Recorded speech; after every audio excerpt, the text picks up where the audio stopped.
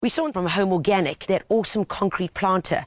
So, folks, we've decided to make one exactly like that. The trick is, though, you've got to get your measurements really, really right. So what we've done is we've done most of the cutting work just to make it a bit easier. What we have now is a flat piece of shutterboard, and we have 4 components on it, which is marked out, ready to throw our concrete slab. And this is how it goes. This is one of the side panels. This is the other side panel. 2 longer ones, 1, 2, and basically when we put these together, it will make the rectangle, which is the base of our planter.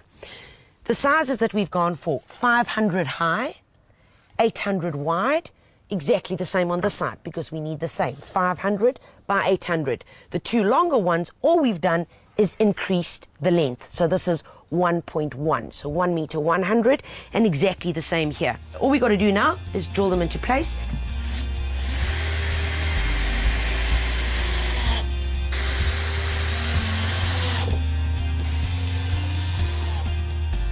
Final prep that we need to do is, because these slabs are so long, I want to make sure that they're going to stay in place and there are going to be no cracks. So Garth has cut a bit of this stuff. This meshing is basically your reinforcing.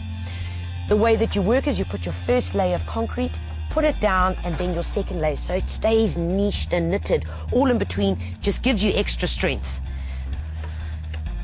Fantastico.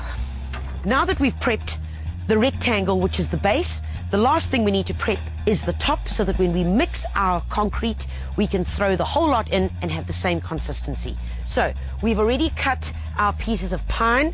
The height is 760, all right, and the length is 1140. Garth, all we got to do now is just get these guys in place and make sure they're at the right angles. Now that we've got the outside perimeters nice and secure, what we need is a piece of polystyrene. All right, so we put our piece of polystyrene down here. We're going to turn it upside down, put it down just like that. All right, you just take our pencil.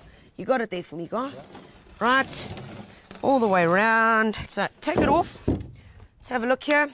Measurements of this guy, 60 by 38. You can buy any tub. What is important is that you drill some holes in it, because this is going to be your planter. Now, if you had to cut this mold out for this size, this guy would fall straight through. So all we need to do at this point, take a look. Let's just measure what that distance is to the base. So it needs a lip so that it can hang on to the edge of your concrete. That is 2.5 centimeters. So all we need to do now, measure 2.5 centimeters in. That's it, Garth.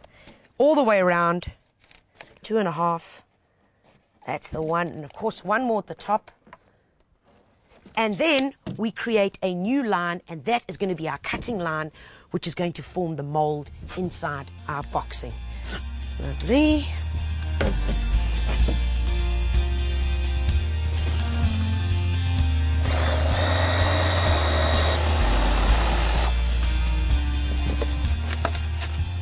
We've got to make 2 of these, obviously, because we want 2 of the planters to be able to use in our boxing. Okay, and then this guy is going to go here.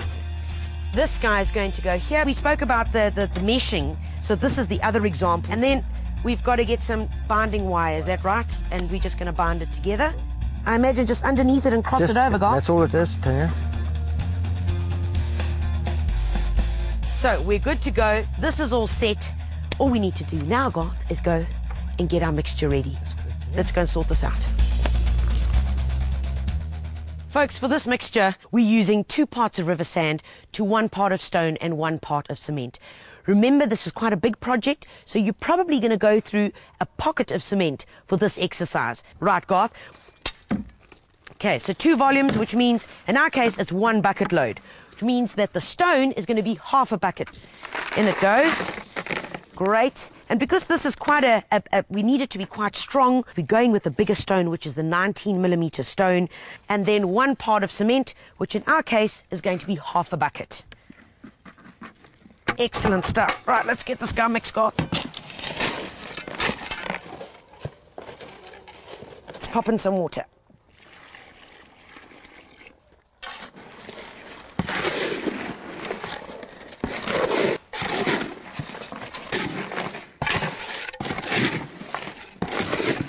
Nice, look at that.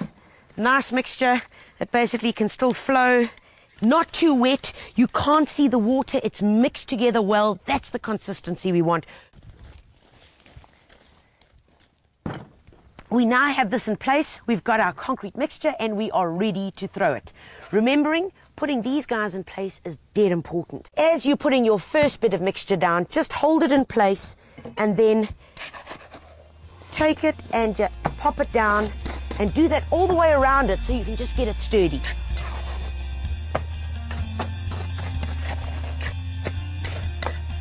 In place. Yep. These okies are not going to move. We take this out. Our 6mm bar, which we've already meshed together, and we just pop them in here. You push it down, not right down to the surface. You just want to firm it down. Now we just literally go ahead, filling up this boarding with our mixture and getting it all level. Garth, let's go and hit those other 4. Folks, same as before. What you need to do is lift up your BRC meshing, throw down a bit, thanks Garth. That's the one. Spread it out about halfway. That's all that we need. Just so that your meshing has something to lean on. Excellent, just like that, and then away we go.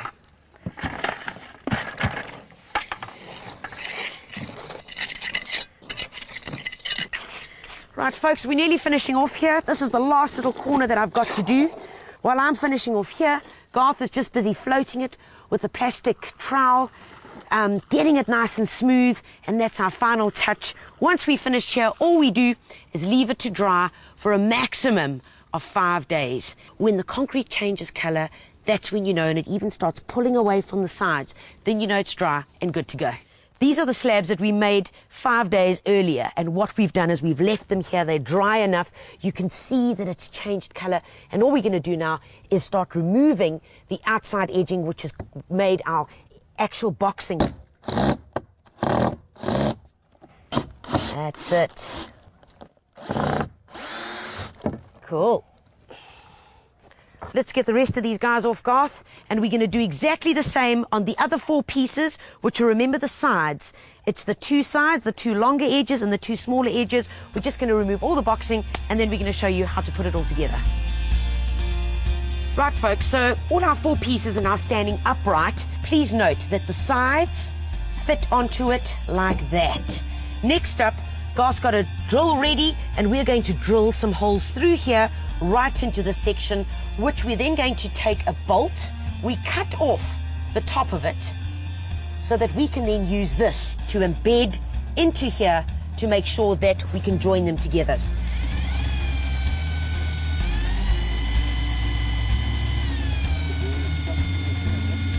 I've mixed a bit of epoxy according to the instructions. Get epoxy from your local hardware store. Just take your thread and twist it round almost like it was chocolate. And there we go. That should be more than enough. And you take that and then pop it straight into the hole that you've drilled. It's nice and secure. You then take the nut and you just attach it to it. And when it gets to the tight point, take a spanner and just make sure that it's nice and secure. When you've done that, you'll know that your entire base is fastened nice and securely, and you can go ahead and work with the top. All right, folks, final bit. Do you remember these green tubs that we started off right in the beginning? Well, this is the part. Slip them into their place, into position, and now all that's left to do is plant them up. We've got our herb planter in the location where we want to plant it up, and this is where it's going to be living. Garth, I see you've changed. Yeah, I got a little bit dirty, Tanya. A bit of hard work. That's what happens in gardening. Yep. Alrighty, folks, most importantly, what we need to do is make sure we've got good potting soil inside here. Don't use garden soil, please, because generally you're going to bring all the weeds, all the nonsense with it, so just get good potting soil from your local garden centre. Only fill it halfway. And then to give it an extra bit of a boost, we've got some gorgeous bone meal. Now, I've got dogs at home, and yeah, this is in my garden now, but I'm safe to use bone meal now because it's above the ground. All right, that should do, Garth. Yep. I've popped along to the garden centre and I've got a few nice herbs. This is pineapple sage. And remember, when you're taking plants out of their containers, give them a squeeze. Give them a squeeze. Do that. Fingers in. Turn it over and bang, out it comes. As easy as that. Right. Okie dokie. All right, we've got some gorgeous thyme. I've got some lovely rocket here. Now this little oak, this is something fun. This is oxalis. Now many of you might be saying, my goodness, Tanya, I'm sure this is a weed. Well, you do have a weed that looks similar to this that does grow in your lawn, but this is one of the hybrids, known as the sour plant. Great medicinal properties, beautiful flowers. The other thing is that you must remember that they come up in winter, they die back in summer. So remember where you've planted them in your garden or your herb box, because when you go planting something else on top of it, well, you know what's going to happen. You might lose it. And last of all, every little herb and veggie planter needs a couple of perpetual lettuce. Remember, perpetual meaning that they'll go on and on and on. One little lettuce plant will last you for at least 3 months in the garden. You don't need to wait for it to create a head. As you're needing lettuce leaves, you just pick them from the outside. The more you pick from the outside, the more it grows. Well, folks, I hope that you've been inspired to see how easy it is to incorporate concrete into your garden. And look at this cool thing we made. Planted it up with veggies and away you go. Of course, it all started with that beautiful veggie garden at Grand Designs with the little potager, the table and chair. Who doesn't want that in their garden?